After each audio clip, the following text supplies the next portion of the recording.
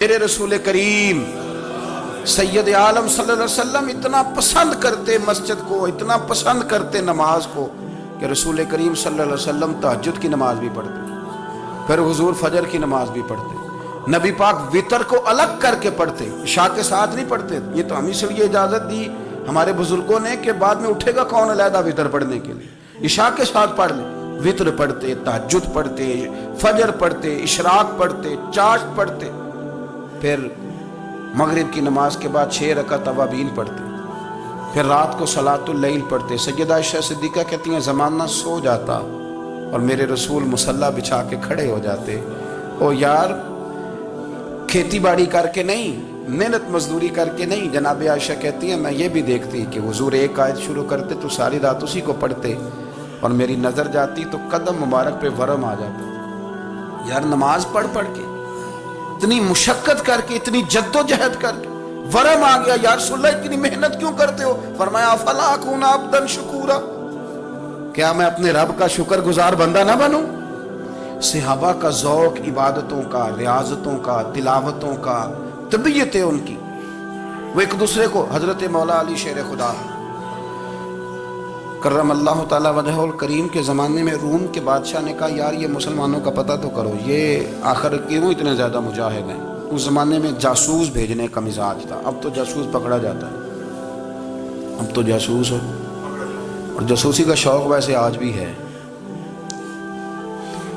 عرض کروں تھوڑی سی بات اس عنوان سے، پتہ کیا ہمارا مسئلہ ہے؟ ہم جہاں جاتے ہیں نا وہاں تھوڑی خوشبو سونگھنے کی کوشش کرتے ہیں، وہ کیا ہے تو یہ کیا ہے تو ادھر کیا ہے تو تھوڑا سا ادھر کیا ہے۔ میرے رسول پاک پڑھیے درود شریف، سارے پڑھیے ذرا زور سے، صلی اللہ تعالی۔ نبی پاک علیہ السلام نے فرمایا جاسوسی نہ کرنا ورنہ تم بندوں کو خراب کر دو، اور فرمایا اس طرح نہ ہو کہ تم کسی کے آپ کھول نہ نکلو تو تمہارے پہلے کھل جائیں۔ یہ جو ذوق ہے نا یہ ختم کریں، چھوڑیں، مطلب آپ کس چکر میں پڑے ہوئے ہیں؟ اتنی زیادہ توجہ کرنے کی کیا ضرورت ہے؟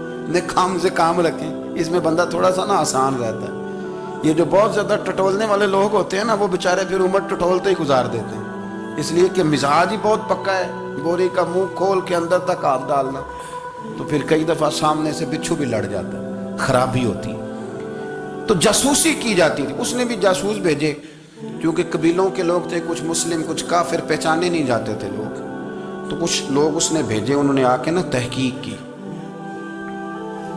ریسرچ کری کہ آخر ماجرا کیا ہے، تو واپس جا کے انہوں نے رپورٹ دی نا روم کے بادشاہ کو۔ اس رپورٹ کا ایک جملہ بڑا شاندار ہے، وہ کہنے لگا بادشاہ ہمیں مسلمانوں کی کوئی سمجھ نہیں آئی، ہمیں کوئی سمجھ نہیں آئی۔ انہوں نے کہا کیوں نہیں سمجھ آئی؟ کہنے لگے یار عجیب بندے ہیں، جب رات مصلی پہ بیٹھتے ہیں تو یوں لگتا ہے ان کا دنیا سے رشتہ ہی کوئی نہیں، کوئی کسی کو نہیں جانتا، کوئی اپنے دکھ سنا کے رو رہا ہے، کوئی اپنی بات کر کے رو رہا ہے، لگتا ہے کہ ان کا کوئی رشتہ ہے ہی نہیں جب مصلی پہ بیٹھتے ہیں۔ اور فرمایا جب سویرے یہ جہاد کرنے نکلتے ہیں تو لگتا ہے ان سے زیادہ دلیر ہی کوئی نہیں، حالانکہ جو مصلوں پہ رونے دھونے کے لوگ ہوتے ہیں وہ کئی دفعہ جہاد میں کام نہیں کرتے، لیکن عجیب لوگ ہیں کہ رات کے راہب ہیں، دن کے مجاہد ہیں، کوئی سمجھ نہیں آتی۔ میرے عزیز، ان لوگوں نے مصلی آباد کر کے رکھا، تلاوتیں ان کا ذوق رہی، منزل روز پڑھنا، اسباق پڑھنا، وظائف پڑھنا، یہ ان کا ذوق رہا۔ اعلیٰ حضرت بریلوی رحمت اللہ نے 1000 کتاب لکھی ہے، لیکن الوظیفۃ الکریمہ کے نام سے جو وہ صبح و شام وظائف پڑھتے تھے وہ الگ انہوں نے ان کو بیان کیا، پابندی کے ساتھ اپنی اللہ اللہ کرتے تھے۔ شیخ شہاب الدین سہروردی رحمت اللہ علیہ اس پر ایک بندے نے اعتراض کیا، اس نے کہا جی آپ کس قسم کے صوفی ہیں، مرید بیٹھے ہیں اور آپ وہاں نفل پڑھ رہے ہیں؟ یہ بھی بڑا مسئلہ ہوتا ہے نا، جو بندہ ملنے آتا ہے وہ اپنے ٹائم کے حساب سے آتا ہے، اور اس کا یہ بھی خیال ہوتا ہے کہ پیر صاحب جو ہیں وہ چونکہ درویش ہیں تو نہ انہیں روٹی کھانی چاہیے نہ سونا چاہیے، چونکہ وہ درویش ہیں، اور ہم چونکہ درویشوں کے ماننے والے ہیں لہذا ہمارا یہ طریقہ ہونا چاہیے کہ جیسے ہم کہیں درویش ویسے ہی کر جائے۔ حالانکہ جس کو آپ درویش کہیں گے آپ اس کی مانیں گے، آپ منوائیں گے نہیں، ہمارا مزاج ہوتا ہے۔ شیخ شہاب الدین پر لوگوں نے اعتراض کی، حضور لوگ ملنے آئے ہیں، زیارت کرنے آئے ہیں، بندے دعا کرانے آئے ہیں، اللہ اللہ کرانے آئے، اور آپ نفل پڑھ رہے ہیں، کیا جملہ ہے، کیا حسن ہے، کیا خوبصورتی ہے۔ فرمانے لگے رب رسول سے مانگنے کے لیے مصلی بچھایا ہے، اگر وہاں سے مانگوں گا نہیں تو تمہیں دوں گا کیا؟ پہلے مجھے کچھ لے تو لینے دو، اگر میرے پلے کچھ ہے ہوگی تو آگے دوں گا نا. تو میں مانگنے گیا تھا کہ یا اللہ دے, تیرے بندے لینے آئے, دے تو میں کچھ لوں گا تو آگے دوں گا نا. لیکن ہمارا یہ سٹیٹس, یہ مزاج, یہ شعور نہیں ہے. گپیں, کہانیاں, داستانیں, گفتگو, خطابت, واز, کیا بات. لیکن اگر کچھ کرنے کا کام ہو تو وہ نہیں ہم سے ہوتا. میرے نبی کریم علیہ الصلوۃ والسلام نے مصلی سے دل لگانے کا درس دیا. حضور نے توجہ دلائی. صحابہ اس ذوق کے حامل لوگ تھے, وہ کوشش کرتے تھے. جناب صدیق اکبر رضی اللہ تعالیٰ عنہ کا عبادت کا مزاج ہمیشہ قائم رہا. حضرت عمر فاروق ساری رات اللہ کے حضور کھڑے. حضرت عثمان غنی رضی اللہ تعالیٰ عنہ عشاء کی نماز پڑھ کے 2 رکعتوں کی نیت باندھتے تھے. 15 سپارے پہلی رکعت میں پڑھ دیتے اور 15 سپارے قرآن مجید کے دوسری رکعت میں پڑھ دیتے. آپ نے نا حضرت عمر فاروق کے وصال کے بعد ان کی ایک بیوہ سے نکاح کیا. حضرت عثمان غنی نے نکاح کیا. وہ خاتون آپ کے نکاح میں آئیں تو عرض کرنے لگی, امیر المومنین میرے لیے اعزاز تو بہت ہے کہ میں امیر المومنین کی بیوہ تھی تو امیر المومنین کی منکوحہ ہو گئی ہوں. لیکن حضور نہ تو میں جوان ہوں کہ میرے اندر رغبت ہوتی اور نہ میں اب اس قابل ہوں کہ کوئی خدمت کر سکوں. میرے ساتھ نکاح کی وجہ کیا بنی؟ تو عثمان غنی رو پڑے. فرمانے لگے, میں نے عمر فاروق کو مسجد میں اپنے رب سے ڈرتے ہوئے دیکھا, میں نے اسے روتے ہوئے دیکھا ہے, عدل کرتے دیکھا ہے, انصاف کرتے دیکھا ہے, امت کی خیر خواہی کرتے دیکھا. تمہارے ساتھ نکاح اس لیے کیا ہے کہ تم مجھے یہ بتاؤ کہ عمر فاروق گھر کے اندر اپنے رب کو کیسے راضی کرتے تھے, گھر کے اندر کیسے راضی کرتے تھے. وہ طریقے بتلاؤ, تم بتاتی جانا اور میں بھی اسی طرح گھر میں عبادت کروں. میرے رسول کریم علیہ الصلوۃ والسلام نے ارشاد فرمایا. حضور فرمانے لگے, جس گھر میں اللہ کا ذکر ہوتا ہے وہ گھر زندوں کا ہے, اور جس گھر میں رب کریم کا ذکر نہیں ہوتا وہ گھر زندوں کا نہیں ہے.